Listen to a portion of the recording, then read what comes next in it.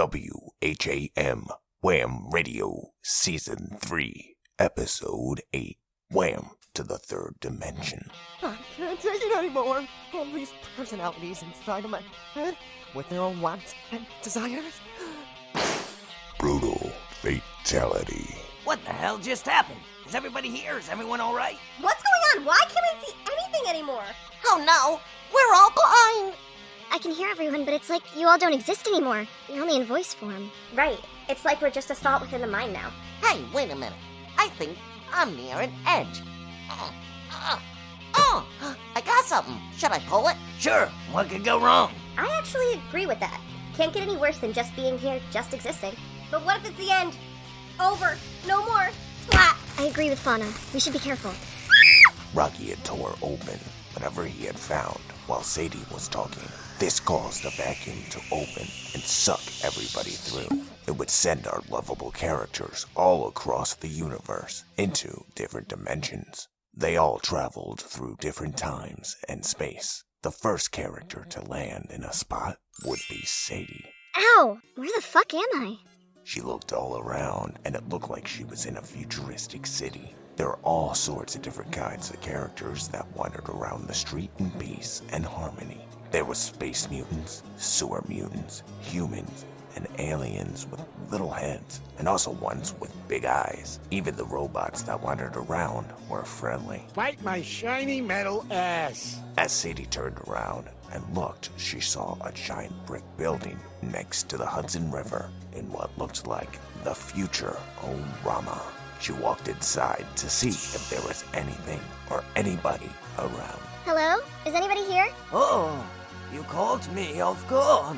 It's only me, my great to the 23rd power nephew, Frido, and my pet lobster here. Yo, Professor, is everything okay down there? Oh my, yes. Go back to doing it with your Cyclops woman. Sheesh, to be 69 again. I digress. What seems to be the trouble, my little squirrely friend? That's just it, Professor. I can't remember anything but being trapped in a white room. And then I randomly appeared at your front door. Ah, yes. I had one of those a few minutes ago. We call them... Wait, what do we call them? I can't explain what happened. Senior moments. Ah, yes. Sorry for the delay. I just had to wait for my heart to beat so the blood could get to my brain. It seems that you are jumping through time and space, trying to find something. I would try to figure out what that something is. Is there anything you can do to help me out? Maybe an invention? Good news, secret squirrel. The professor turned around to grab something, but Sadie would blip out of existence and out of the Futurama world. Did everything just taste purple and flash for a second? Or did I have another stroke? The professor shrugged his shoulders and put down his helpful device and walked away. Sadie floated in the air, but it was almost as if she was staying completely still while everything all around her moved. She would be carried away to her next journey in what looked like a kaleidoscope of different colors. It would feel like forever, but in reality, only seconds would have passed. Sadie called out, Lemur? Fawna? Pixie? Rocky? Anybody? Ugh. Oh well. Might as well have fun with it then. Whee! She landed in another new place, but this time she was in a park. She looked all around and saw a gumball machine talking to a bluebird and a raccoon and yelling at them to get back to work. After the gumball machine walked away, Sadie ran over to the two workers. Hi, I'm Sadie Squirrel. Any chance you guys could tell me where I am? Hey, I'm Mordo, and he's Rick B. Hey, Sadie. What brings you to the park? Your park? I don't actually know. I think I'm looking for something, but I can't quite figure it out.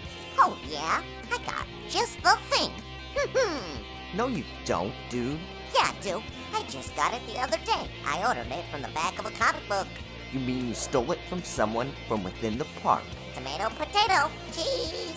Ugh, I swear sometimes you're just so ridiculous. I'm not ridiculous. I'm Rigby. The park workers threw their rakes and bags on the ground and went up to their room. You guys are funny. You remind me of my friends back home, Rocky and Lemur. I do? Nice. But I bet Lemur isn't as handsome as I am. Where's that little bastard? Here it is. I found it. It's the power. Just make up a song as a question, and you'll get to wherever you need to go. Wow, thanks, friends. Mordecai Rigby, get over here this second or you're fired. Jumping through space and time, what do I need to find? Jumping through space and time, what do I need to find? Jumping through space and time, what do I need to find? On the third time, she would blip out of existence, and the power would fall to the floor. The gumball machine boss ripped open the door and screamed, Now clean up this mess or you're fired. Across the universe, in a different section of the galaxy, was Pixie and Fauna. They floated in what looks like a similar kaleidoscope of colors, screaming their lungs out. Music can be heard in the distance. The girls would finally land on the ground in a different dimension. As they looked all around, the sky was pink with red clouds, and the trees and the grass were gray. Fauna, do you hear that weird music? Yes. It's like in the air or something. I can't tell where it's coming from. What the hell is that? I have no clue. It looks like that really fat Cadbury blue bunny. The blue bunny didn't talk. It just stood there watching the girls, waving its arms in a direction as if it wanted them to follow. I think the bunny wants us to follow it. Both the girls got up off the ground and started to follow the bunny. Wait, how did we get here? The last thing I remember is being trapped in a white room. Me too, Secret Squirrel. Weren't we just a thought within the mind of something? Oh yeah, you're right. We were in JD's head after our world was destroyed. Oh my Bugs Bunny, I figured it out. We're blimping through time. It's the universe's way of trying to find us a new home, I think. Hey, wait, where did that blue bunny go? Hey, blue bunny, where are you at? Come on, we need your help. Is this a safe place? Fauna and Pixie looked all around and saw nothing until a woman with a porcelain doll face emerged from behind a great tree nearby. The eerie woman started walking towards Fauna and Pixie. She was wearing a white sundress with red flowers all over. Pixie and Fauna took off running, dipping in and out from behind the trees. But no matter what they did, they couldn't lose the creepy porcelain-faced woman. She took her time walking towards them, making it that much more intense. Fauna ran from behind the tree she was hidden from, and Pixie followed her.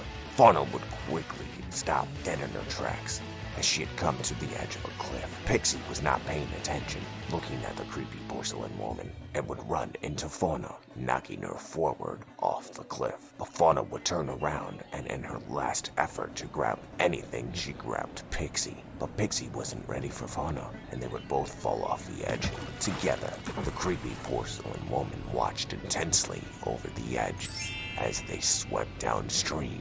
Some time would pass before they washed up on shore. Several minutes later, neither one of them had noticed that when they landed in the water, that they were transported into a new time and place. That was ridiculous. How long are we going to be thrown from universe to universe?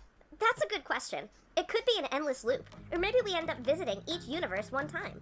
Either way, I'm glad I don't have to do this alone, and I got my sister from another mister here. With our girl power, we can do anything. Yeah, like play professional sports, or pretend you're a porn star, or become president. I pledge allegiance. Maybe even voice act on an online podcast, cartoon, audiobook. Boom!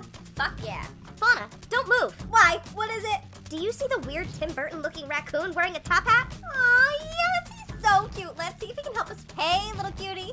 I don't know, Fawn. That thing looked like it killed the gang from Five Nights at Freddy's. Oh, come on. Don't be a sourpuss bird dog. The raccoon snarled at Fauna and Pixie when they got close enough. The girl screamed in terror and then ran away. Ah! I don't like this place. I haven't liked any of them. I wish we never destroyed the narrator and ruined our home. The girls came across a tall gorilla that had red all over its face. It looked like they had been eating raw meat. As they turned around and started to head back the way they had just came, they noticed nothing was familiar and everything had changed. Holy cow, Pixie, look over there! It's a blank slate. Maybe that's where everyone else is. Good thinking. It may be the only safe spot we have left, to the nothingness of white. The girls dove inside the random cube of white. As they hit the ground and rolled, they got up and began to walk around. When they realized they could see each other, but only in drawing form, no colors. where are we now? We're off to Never Never Land. Yeah, yeah, yeah. Boom! No, I'm not quite sure. Do you hear random music playing? Yeah, I do, but where is it coming from? As Fawna turned around and looked all over, she noticed that everything, including Pixie, was a pencil drawing.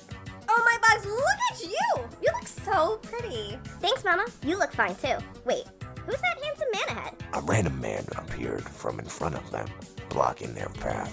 He started to sing at them. Think on me. Take me on. I'll be gone in a day or two. He's so dreamy. I could just eat him right up. Come on, follow me, that's a trap! I think that guy is an incubus. Oh, I got something he could incubate. Pixie, over here! Ah! Oh my bugs! Animal cages! Where are we? A fucking pet store? Ooh, look at this gorgeous collar. Only 25 bucks? Sold! Not now! Fawna zigzagged throughout the many aisles, trying to find her way forward and out of this place, all while pulling Pixie along with her. Pixie shouted. I see the front door! She grabbed Fawna's hooves and then ran towards it. The man would emerge as they almost got to the door. Hi, I'm Pixie. What's your name? Fawna went up to the singing man like she was gonna kiss him, and then kicked him right in the nuts. He fell to the ground, and they ran through the door behind him, never looking back. Why? I was only trying to help you.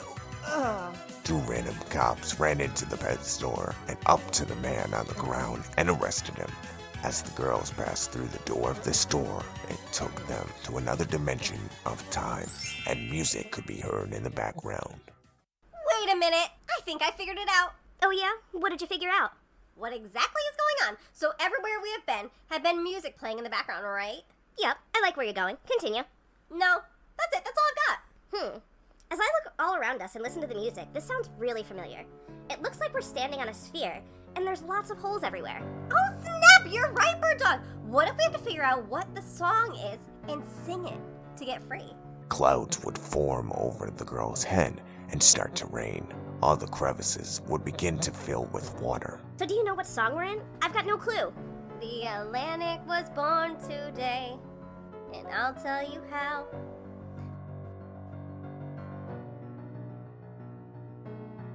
The clouds above opened up and let it all out. I was standing on the surface of a perforated sphere when the water filled every hole.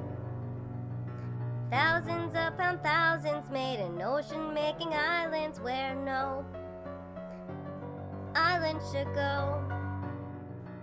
Oh no. Fawna and Pixie would fade away from existence, over across, upside down, left around this moon, here that strangely looks like a butt in a distant reality, but not too far away. We find Lemur and Rocky. They were floating, constantly moving forward or backwards depending on what your eyes told your brain, in the kaleidoscope of different colors. It had felt like hours to them, but in reality, it had been years. The universe had forgotten about them up until now, and would finally place them in a random reality. Ow! He said as he came crashing into the ground. Lemur opened up his arms and legs and gently glided himself to the ground. I always wondered when the fat flaps underneath my arms would come in handy. Who knew all I had to do was start having adventures and living life? Did you have to land on me, Liam? Come on, get off me. Sorry. Where are we, Liam? I'm scared. You mean scare-roused? No, I'm not aroused. I'm just scared. Chill out and relax. You mean you got a piece of bamboo? No, sorry, little bro, but look at that. Lemur pulled a laser pointer out of his pocket and shined it on the ground. What is it, Liam? Humans? Aliens? My mom and she wants a hug and kisses? No! No, you idiot. Look, it's the red tie. Where? I fucking love that thing. I can almost get it. Look, there it is. Oh, look, I got it, Liam. Look, it's in my hand. I got away. Liam, look. Oh shit, Bird Dog, it jumped out of my hands again. He's a slippery little bastard. Hey, wait, where did it go? No clue. Lemur slipped the laser pointer back into his pocket. Come on, let's go explore a little. Maybe we can make this place our new home. Hey, where did that red duck go, Liam? I think it went this way. Follow me. Wait a tick. This place looks good. How are you planning to get everybody here, Liam? What if we teleport somewhere else before we even... Whoa. One problem at a time. You know, this place looks just like our home. Yeah, I agree. But how can that be if we destroyed it? Remember that lemur Josh from Mocha Models at Wham Fest? What did you call him? Oh yeah, I called him your doppelganger. I said that you were the evil one. I still think that, you know. Shut up, dude. I'm not evil. The only thing evil here is your stubby little tail. Hey, bird dog, I don't like your attitude. No way, not today. I think you're being really rude. Hey, bird dog. Hey, Leroy, look at those guys over there. They look just like us. Come on, let's go over there and greet them. Hello, chaps. I'm Ricky Coon. Hey, I'm Leroy Lemur. Rocky said unimpressed, pointing at himself, and then Lemur. Rocky, Lemur. So, what brings you two fine jets to Eagle Falls? Well, we're trying to find our way back home. Or a new one. And we gotta save our friends. We don't even know where they ended up. Leroy, I'm afraid we have come across drug addicts. Let's back away slowly before they do anything weird. Ricky and Leroy turned around and began to run away. Hey, wait, we need your help. We don't know what to do. Stay away from me. I have a gun. He fidgeted to get it out from his pants and accidentally shot himself. Ricky would pass out from the amount of blood he was losing. Holy cow, there's blood everywhere. I can't do blood. It freaks me out. No, you killed him. I'm going to the police. No. No, wait, please. It was an accident. He shot himself. You can determine that with forensics. And don't call them. We need your help. If you're like me, then I know you're at least intrigued. Your dog burning bright, I'm intrigued. He bent down and reached for the gun and picked it up and aimed it at Lemur and Rocky. How did you even know I wouldn't call the police? Are you a mind reader? Because I think I'm you, but from a different dimension. And I wouldn't do it. I always got weed in my pocket. I wouldn't take that kind of stupid risk. Oh my, if we're the same, then that means there can't be two of us in the same dimension. I'm a good lemur. Yes. There's just something about being around you that's maddening. It's time for this to end. He pulled back the hammer on the back of the gun and went to squeeze the trigger when all of a sudden a tree branch would fall and hit his head. A whooshing sound would be heard, and Fawna and Pixie would be the next thing to drop from the sky, also landing on Leroy. He shot himself by accident when the girls landed on him. Fawna! Pixie! Where's Sadie? No clue. Was hoping she was with you. Come on, bird dogs. We gotta get out of here. Look, we just killed our doppelgangers. No, we didn't. They euthanized themselves. There's a difference. Oh, my Bugs Bunny, am I so glad to see you guys. Police sirens could be heard in the distance, closing in on their position. As they went to run away, a random car pulled up in front of them, and an old woman rolled down her window and said, Hurry up and get in the car. I've been waiting here for you guys a long time. There's something real spooky going on here. What do we even do with these dead bodies? Grab them stuffers and let's go before the police show up. I'll try my best to explain everything when we get home. Guys, there's no time. Go, go, go, go, go, go, go. We're all here together now. Let's keep it that way. Yeah, we can beat anything with the four of us. The four of them hopped into the back seat of the car, and the old woman began to drive. They passed multiple cops, but none of them bothered the old woman. The gang tried to form words and ask questions, but the old woman wouldn't acknowledge them for some time. What's going on? What are you gonna do with the dead bodies? Were those really our evil twins? I'll try my best to explain everything when we get home. Not that much time passes, and they would arrive at the old woman's home. How'd you know where to find us? Because I've been waiting a long time for you guys to find this place. You're still as adorable as the day I first met you. Come inside, relax. We are home. They all got out of the car and wandered inside. Did you guys hear what she said? She said Lemur still looked cute. Lemur's got a girlfriend, Lemur's got a girlfriend, and she's mad old. Old as dirt. I got a really bad feeling about this. She's being awfully vague. Shut up, Brock. You're being a dingleberry. It's better than getting arrested and trying to have to explain why there are two versions of myself and why one of them is dead. Right? The cops would probably think that you had an identical twin, and you would just spend the rest of your life in jail for murdering them. Oh wait, I'm part of that too, aren't I? As they all wandered inside, the old woman explained. Nobody's going to jail. Sit down, everybody, and allow me to explain. The old woman you see before you is really an old friend. It's me, Sadie. Oh my god! It is! It's like looking at nanographs! How did you get here? I believe when Rocky ended up ripping what I think is the fabric of time and space, we all went flying in opposite directions. Pixie and Fawna, you two somehow ended up together in the far left. Woo! Yeah! Far left! I ended up being thrown in the far right, and Rocky and Lemur must have been thrown somewhere near the center of the universe. When I figured out the puzzle of my universe, this is where it brought me. Us too! Jinx! And if you talk, you owe me a Coke. Fawna punched him in the arm. A grunt counts as you talking, so, owe me a Coke. Stop it, you edjets! I don't have much time. You all took so long to get here that I've turned into an old woman. My patience, like my life, is thin. What do we do with the dead bodies? To answer all your questions from earlier, Lemur, I believe this is a parallel universe. Fawna and myself never existed in this universe, therefore there were no doppelgangers. But Lemur and Rocky, you do exist in this reality. Pixie, I need you to tie cylinder blocks to the bodies and dump them in that old lake, Rocky's Ridge, up by the Tom Hannock. Rocky's Ridge? It exists! Yippee! Rocky and I can do it. Wait, we already took care of the time paradox duplicates, so we should be pretty good to exist in this reality, right? What? How the hell do you even know? Shh.